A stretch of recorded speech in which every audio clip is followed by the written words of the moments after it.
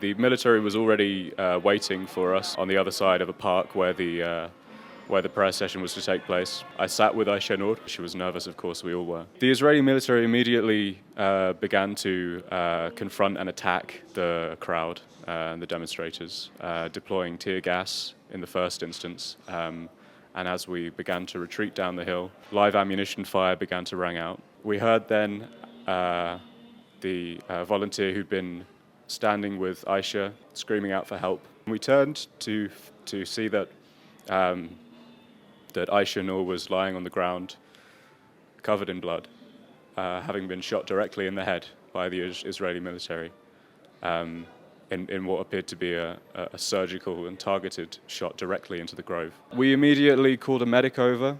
Aisha was placed in an ambulance.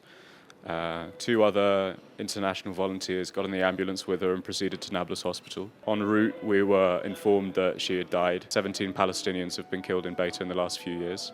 And this is the second time in the last month that an international volunteer has been deliberately targeted by the Israeli military. They don't want international volunteers to expose to the international media and our own governments and communities their campaign of ethnic cleansing in the West Bank, which of course goes hand in glove with their genocidal campaign perpetrated in Gaza. Aisha's blood and the blood of those other martyrs is just as much on the hands of the US government and the British government and everybody else who supports the Israeli government as it is on the soldier who murdered her.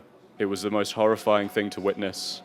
A friend who we'd been talking to and laughing with, and in some cases praying with, not 10 minutes beforehand, shot dead in cold blood by the Israeli military. It's an image that will be burned into my mind for as long as I live. I feel incredibly lucky to have known her for the brief time that I did,